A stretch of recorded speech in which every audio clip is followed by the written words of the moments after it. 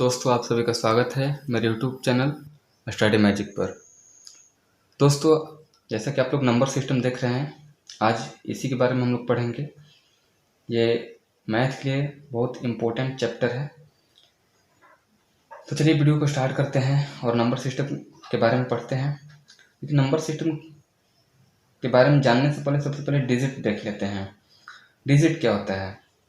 तो डिजिट जो होता है वो 0 से 9 तक जो भी हम लोग लिखते हैं वो डिजिट होता है। जैसे कि 0, 1, 2, 3, 4, 5, 6, 7, 8, 9।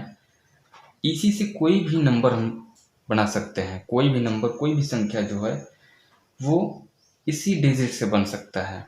और उसी डिजिट को किसी सिस्टमेटिक रूप से, सुविधाजनक रूप से अगर हम इस डिजिट को लिख रहे हैं तो उसे हम नंबर कहते हैं, नंबर सिस्टम कहते हैं।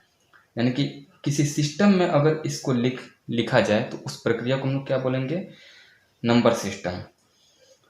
तो जैसे कि इसी से हम लोग बना रहे हैं, जैसे कि 1, 2, 3, इसी को हम लोग एक साथ लिख दे तो ये एक नंबर बन गया। लेकिन इसमें कितने डिजिट है? ये एक संख्या है, ये टोटल एक संख्या है। और इस संख्या में कितने डिजिट है, अगर कोई पूछते कि इस संख्या में कितने डिजिट है, तो 3 डिजिट है, 1, 2, 3। 0 से कोई संख्या बनाते हैं, जैसे कि 1, 2, 0, तो ये क्या हो गया? 120। 120 एक क्या है? संख्या है, नंबर है। और इस संख्या में कितने डिजिट है? तो 1, 2, 3, 3 डिजिट है। 3 डिजिट से, यानी कि 3 अंक से मिलकर ये एक संख्या बना है। तो बात समझ में आई आपको? चलिए अब देखते हैं लोकल वैल्यू और प्लेस वैल्यू के बारे में जानते हैं। ये क्या होता है? अक्सर एग्जाम में पूछ लिया जाता है कि इसका जातीय मान क्या होगा, इस संख्या का प्लेस वैल्यू क्या होगा। तो इसको जानते हैं। देखिए, कोई भी संख्या हो, जैसे कि कोई भी एग्जाम्पल के तौर पर हम लोग ले लेते हैं, जैसे कि 80958 अगर इसमें पूछ दिया जाए कि 9 का लोकल वैल्यू क्या है, जातीय मान क्या है, तो किसी का भी पूछते जातीय मान तो उसका वो अपना ही मान होता है जातीय मान। जैसे कि 9 का 9 ही हो जाएगा, 5 का पूछते तो 5 ही हो जाएगा। मतलब जो जिसका भी पूछा जाए वही हो जाएगा। लेकिन अगर पूछते कि इसका प्लेस वैल्यू, यानी प्लेस वैल्यू क्या होगा 9 का, तो 9 तो लिखेंगे, उसके बाद जो भी जितना भी डिजिट है उतना हम लोग क्या करेंगे? 0 लिख देंगे। यानी 9 के बाद कितना डिजिट है? 1, 2, 3, तो 3 0 हम लोग लगा देंगे और यही क्या हो गया? प्लेस वैल्यू हो गया। 5 का अगर पूछते तो 5 का जो होगा वो 5 के बाद कितना डिजिट है? तो 2 डिजिट है, तो 2 0 लगा देंगे। यही क्या हो गया? 5 का प्लेस वैल्यू। और 5 का लोकल वैल्यू क्या है? उसका अपना मान, खुद का मान, वो प्लेस वैल्यू है। ठीक है, अब आगे बढ़ते हैं और हम लोग जानेंगे विभक्ति का नियम।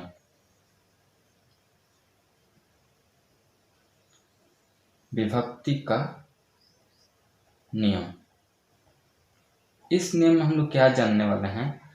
जैसे कि कोई भी संख्या दिया गया है तो हमको कैसे पता चले कि वो 2 से कटेगा, 3 से कटेगा, 4 से कटेगा कि नहीं कटेगा, 5 से कटेगा कि नहीं कटेगा। तो इसको जानेंगे हम लोग बहुत अच्छी तरह से। बस आप लोग इस वीडियो को ध्यान से देखते रहिए। तो देखिए, 2 से क्या नियम है? कोई भी संख्या 2 से कब कटेगा, कब विभक्त होगा? तो अगर किसी भी संख्या के अंत में 0, 2, 4, 6, 8 इत्यादि लगा हो, यानी कि हम लोग क्या बोल सकते हैं? सम संख्या। अगर किसी भी कितना भी बड़ा संख्या दिया गया है और उसके इकाई स्थान, यानी कि सबसे पहला, दाएं से पहला कोई संख्या सम संख्या हो, इसमें से कोई भी संख्या हो, तो समझिए कि वो 2 से विभक्त हो सकता है। ठीक है। 3 से क्या नियम है? 3 से अगर कोई भी संख्या, कितना भी बड़ा संख्या दिया गया हो और उसका टोटल योग अगर 3 से कट जा रहा है तो समझिए कि वो संख्या 3 से कट जाएगा। जैसे मान लीजिए 120 दिया गया है, तो क्या ये 3 से कट सकता है? तो इसको जानने के लिए क्या करेंगे हम लोग? ये टोटल योग इसका करेंगे, ऐड करेंगे 1 + 2 + 0, तो ये कितना आएगा 3। तो ये क्या 3 से कट सकता है? तो हाँ, तो अगर ये 3 कट सकता है तो 120 भी कट जाएगा। 121 कट सकता है, तो इसका योग करेंगे हम लोग। 1 + 2 + 1, 2 1 3 1 4, 4 3 से कट सकता है? नहीं, तो ये 121 भी नहीं कटेगा। ठीक है, तो इस तरह से जानना है। अब चलिए 4 से कब कटेगा? तो 4 से कटेगा जैसे कि कोई भी संख्या अगर दिया गया है और उसका लास्ट 2 डिजिट, जैसे कि 120 ही है, 120 में अगर ये लास्ट 2 डिजिट अगर कट जा रहा है 4 से, तो समझिए कि 120 भी टोटल भी कट जाएगा। तो देखिए 4 से कट रहा है 20, 4 5 20 कट जा रहा है, यानी कि ये भी जो 120 है वो 120 कट जाएगा 4 से। 4 ही से एक हम लोग ले लेते हैं 8। 8 से भी इसका नियम क्या कह रहा है? तो 8 से ये 4 से था तो ये 2 डिजिट ले रहा था। 8 से क्या होता है? 8 से अगर 3 डिजिट, लास्ट का 3 डिजिट, तो कोई नंबर ले लेते हैं, जैसे कि मान लीजिए 6 7 9 5 4 1 6। तो ये 3 डिजिट अगर कट जा रहा है, इतना बड़ा संख्या दिया गया है, अगर बोल रहा है कि 8 से कटेगा कि नहीं, तो ये देखेंगे कि अगर ये 3 डिजिट 8 से कट जा रहा है तो समझिए कि टोटल कट जाएगा। देखिए 8 5 40, 8 3 16, ये कट जा रहा है। इसका मतलब कि ये 8 से टोटल कट जाएगा। ये हम 4 के बाद 8 क्यों लिए? क्योंकि देखिए 4 जो है वो 2 का क्या है? स्क्वायर है। 8 जो क्या है? वो 2 का क्यूब है। तो ये स्क्वायर आ रहा है तो यहाँ पर 2 डिजिट ले रहे हैं, और यहाँ पर क्यूब आ रहा है, यानी स्क्वायर ये 3 आ रहा है, तो हम लोग यहाँ पर 3 डिजिट लास्ट का ले रहे हैं, इसलिए 4 के बाद हम 8 समझाए। उसके बाद दूसरा नियम जानेंगे। देखिए चलिए 5 से जानते हैं कि इसका नियम क्या कह रहा है। तो देखिए कोई भी संख्या दिया गया है, जैसे कि 1200 या 625, तो अगर किसी भी संख्या में 0 और 5 लगा हो, किसी भी संख्या के अंत में 0 और 5, तो आंख बंद करके समझिए कि वो 5 से कट जाएगा। कितना भी बड़ा संख्या हो तो वो 5 से कटना ही है। उसके बाद जानते हैं 7 से कब कटेगा। तो 7 से नियम क्या कर रहा है, जैसे कि कितना भी बड़ा संख्या दिया गया है, जैसे कि 663, क्या ये 7 से कट सकता है? तो इसको जानने के लिए क्या करेंगे, 3 का ये लास्ट वाला इसको छोड़ देंगे, और लास्ट का कोई भी अंक जो दिया गया है उसको हम लोग स्क्वायर कर देंगे, दुगुना कर देंगे, सॉरी, यानी 3 का दुगुना। तो 3 में 2 से गुणा करेंगे तो कितना आएगा? 6। और ये जो 6 आया है, इन दोनों से जो बच रहा है उसमें से घटा देंगे, तो ये कितना हो जाएगा? 60 हो जाएगा। तो क्या 60 7 से कट रहा है? कट जाएगा? तो नहीं कटेगा। तो अगर ये नहीं कट रहा है तो ये टोटल नहीं कटेगा। दूसरा एग्जांपल लेते हैं 7 से कटने के लिए, जैसे कि मान लीजिए 8 8 2। तो क्या है नियम, इसका हम लोग क्या करेंगे? दुगुना करेंगे, तो 2 दूना 4 हो जाएगा, और ये 4 ये टोटल में से ये जो बच रहा है इसमें से घटा लेंगे, माइनस कर लेंगे, तो ये कितना हो जाएगा? 84। 88 में से 4 घटाएंगे तो क्या होगा? 84। और 84 7 से 12 बार में कट जाएगा, 12 बार में कट जाएगा। तो अगर ये कट जा रहा है तो ये भी 7 से कट जाएगा। समझ में आया? अगर नहीं समझ में आ रहा है तो वीडियो को एक बार फिर से देखिएगा, तो आपको जरूर समझ में आएगा। अब देखिए 8 का तो बता दिए, उसके बाद 9 से क्या नियम है। तो देखिए 9 से कब कटेगा, जैसे कि यहाँ पर 3 का हम लोग देखे थे कि टोटल योग अगर 3 से कट जाएगा तो वो समझिए कि 3 से टोटल संख्या कट जाएगा। उसी तरह 9 से क्या है कि अगर कोई संख्या लेते हैं, जैसे कि 531, क्या ये 9 से कट जाएगा?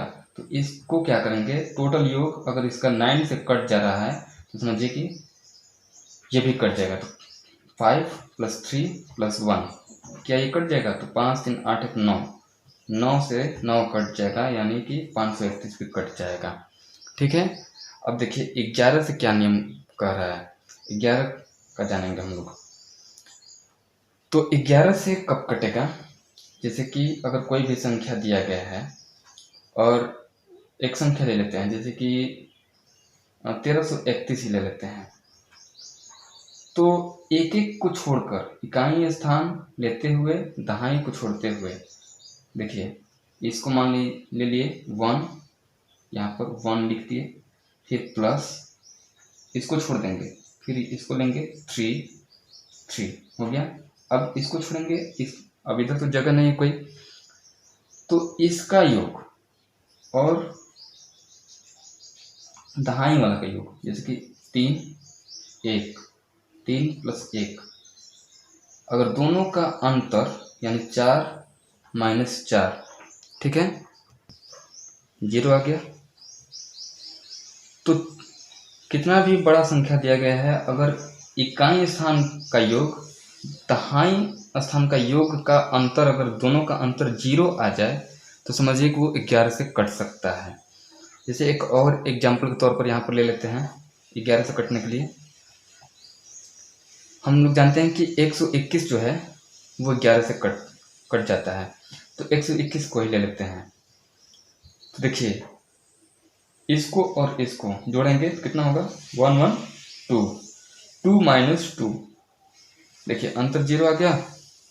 तो आप कोई भी संख्या ले लीजिएगा, अगर वो उसका अंतर 0 आ जा रहा है तो समझिए कि 11 से कट जाएगा। तो आगे बढ़ते हैं, चलिए अब कुछ संख्याओं के बारे में हम लोग जान लेते हैं कि कौन कौन सी संख्या होती है। तो आप लोग तो सम संख्या यानी कि इवन नंबर, विषम संख्या, ऑड नंबर, इन दोनों के बारे में तो आप लोगों को बहुत अच्छी तरह से पता होगा कि कौन सी संख्याएं होती है। तो सम संख्या जो होती है, जैसे कि जिस संख्या के अंत में 0 2 4 6 इत्यादि ये सब लगा रहे, तो वो सम संख्या होती है। तो इसको तो आप लोग जानते होंगे। विषम संख्या जिस संख्या के अंत में 1 3 5 7 ये सब लगा रहा है, तो वो विषम संख्या होती है।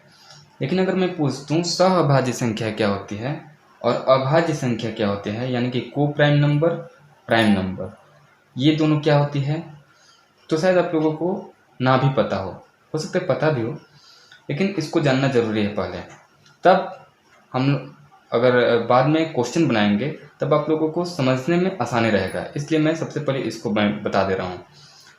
तो सहअभाज्य संख्या, इसको जानने से पहले इसको अभाज्य संख्या को जान लेते हैं। अभाज्य संख्या कौन सी होती है, तो वैसी संख्या है जो या तो खुद से या एक से, या तो खुद से या एक से कट जाए, वही संख्या अभाज्य संख्या होती है। यानी कि एक और खुद को छोड़कर वो किसी दूसरी संख्या से न कटे, कोई दूसरी अंक से न कटे, वो क्या होती है, अभाज्य संख्या होती है। जैसे कि हम लोग ले लेते हैं 2 1 और 2 को छोड़कर बाकी किसी से नहीं कटेगा, ये 3, ठीक है, 5, ये सब क्या है, ये या तो खुद से कटेगा नहीं तो एक से कटेगा, तो ये अभाज्य संख्या होती है।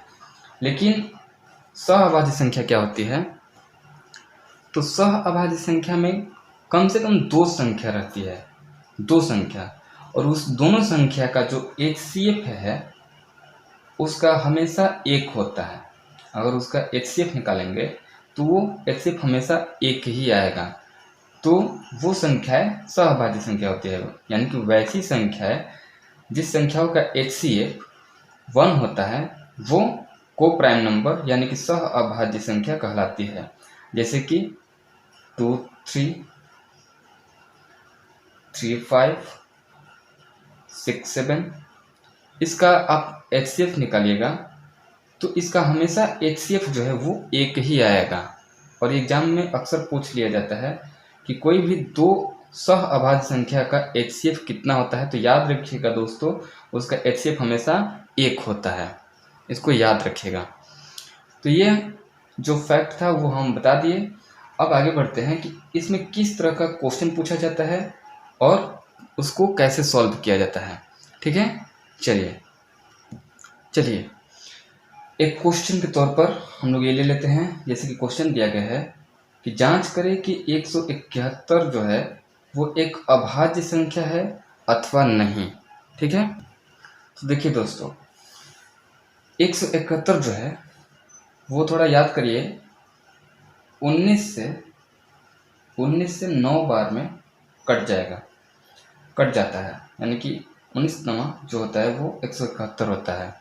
तो ये कट जा रहा है, लेकिन हम अभाज्य संख्या में क्या बताए हैं कि या तो ये एक से या खुद से कटना चाहिए, बाकी किसी से नहीं। तो हम यहाँ पर क्या देख रहे हैं कि 19 से कट जा रहा है, तो यानी कि ये 171 जो है वो अभाज्य संख्या नहीं है।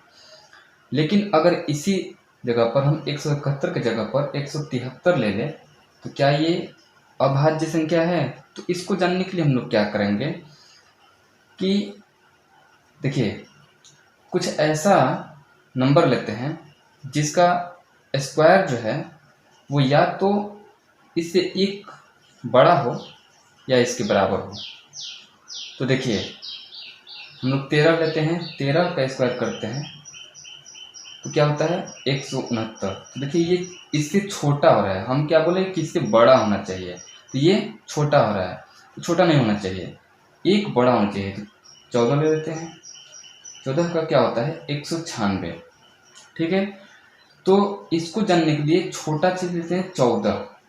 ठीक है, और इसका जो है वो इससे छोटी जो भी अभाज्य संख्या है वो कौन कौन सी है उसको सबसे पहले हम लोग जान लेते हैं। तो 14 से छोटी अभाज्य संख्या कौन कौन सी है? तो 2 है, 3 है, 5 है, 7 है, 11 है और 13 है। अगर इतना में से किसी भी संख्या से ये 173 कट जाए तो समझिए कि 173 अभाज्य संख्या नहीं है। अगर इसमें से किसी से भी नहीं कटे तो समझिए कि ये एक अभाज्य संख्या है। तो क्या ये 2 से कट सकता है? तो 2 से हम क्या नियम बताए थे कि कोई अगर सम संख्या है यानी 0, 2, 4 तो ही कटेगा। तो देखिए यहाँ पर 0, 2 ये कोई सम संख्या नहीं है तो ये नहीं कटेगा, इसको क्रॉस कर देते हैं। 3 से कट सकता है, 3 से क्या नियम बताए थे कि इसका योग जो है वो 3 से कटना चाहिए। तो 7, 1, 8, 8, 3, 11, 11 कटेगा, 3 से नहीं कटेगा तो 3 को खत्म कर देते हैं। 5 से क्या नियम बताए थे कि अगर कोई संख्या के अंत में 0 और 5 है तो वो संख्या कट सकता है। तो यहाँ पर हम देख रहे हैं कि 0 और 5 कोई भी नहीं है, 3 है, तो ये 5 से नहीं कटेगा, 5 खत्म हो गया। 7 का क्या हम लोग देखे थे कि इसका इकाई अंक का दुगना करेंगे तो 3 दूनी 6। ठीक है, 6 और टोटल जो ये बच रहा है इसमें से इसका दुगना घटा लेंगे तो 17 में से 6 गया, कितना बचेगा 11। क्या ये 7 से कट रहा है 11? अगर ये कटेगा तो ये भी कट जाएगा, तो नहीं कट रहा है तो ये 7 भी खत्म हो गया। 11 का क्या बताए थे कि इकाई स्थान का योग दहाई स्थान का योग का अंतर अगर 0 आ जाए तो समझिए कि 11 से कट जाएगा। तो 3, 1, 4 और 4 और 7 का अंतर कितना हो जाएगा 3 हो जाएगा। लेकिन ये तो 0 नहीं आया और हम क्या बताए थे 0 आना चाहिए, तो 3 आ रहा है, यानी कि 11 भी नहीं कटा पा रहा है इसको। 13 से 13 एकम 13 और क्या बच रहा है 4, 43। तो 43 जो वो 13 से नहीं कटेगा, यानी कि ये भी खत्म हो गया। तो क्या हम लोग देख रहे हैं कि 14 के नीचे जो भी अभाज्य संख्या है वो इसको नहीं काट पा रही है, इसमें नहीं विभक्त हो पा रहा है, तो ये क्या है, ये एक अभाज्य संख्या है।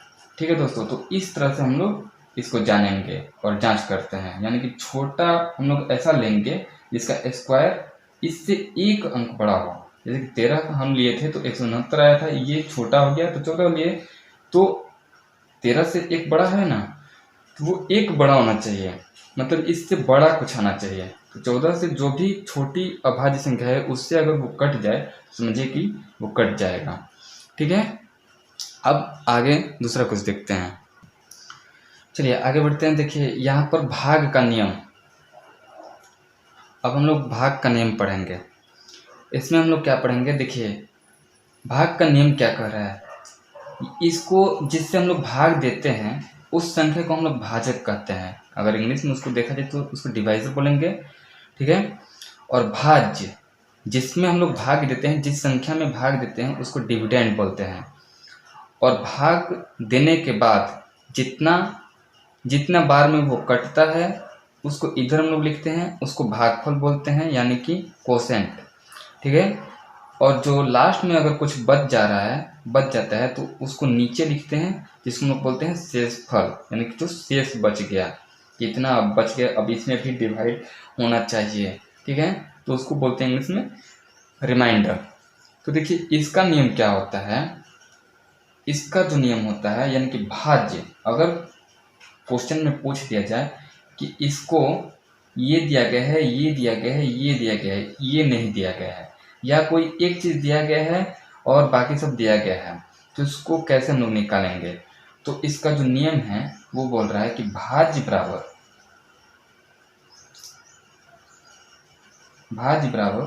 यानी भाज्य निकालने के लिए फॉर्मूला क्या होता है, तो भाजक, ठीक है, भाजक इनटू भागफल, भाजक इनटू भागफल, यानी कि इसमें और इसमें दोनों में मल्टीप्लाई कर देंगे और जितना आ रहा है उसमें इस शेषफल को, ये जो शेष बच जा रहा है उसको ऐड कर देंगे इसमें। इसको पहले गुणा कर लेंगे, उसके बाद शेष को, जो रिमाइंडर बच रहा है उसको जोड़ देंगे। तो ये टोटल इतना करने के बाद वो भाज्य जो नहीं दिया गया है वो निकल के आ जाएगा। और इसी से कोई भी फार्मूला हम लोग बना सकते हैं। ठीक है दोस्तों, अब हम आशा करते हैं कि इतना चीज़ आप लोगों को ज़रूर समझ में आया होगा। इसके बाद मैं अगले वीडियो में नंबर सिस्टम का ओनली क्वेश्चन लेकर आऊँगा। उसमें मैं बताऊँगा कि किस तरह का क्वेश्चन होता है और उसको कैसे सॉल्व किया जाता है। इतना आप लोगों का बेसिक था, इसको जानना ज़रूरी था। अगर इसमें क्वेश्चन हम बताते तो वीडियो ज़्यादा लंबा हो जाता, तो इसलिए लंबा ना होने के कारण पार्ट में हम बांट दिए हैं। ये पार्ट 1 हो गया और इसके बाद जो आएगा वो पार्ट 2, पार्ट 3 ऐसे करके आएगा।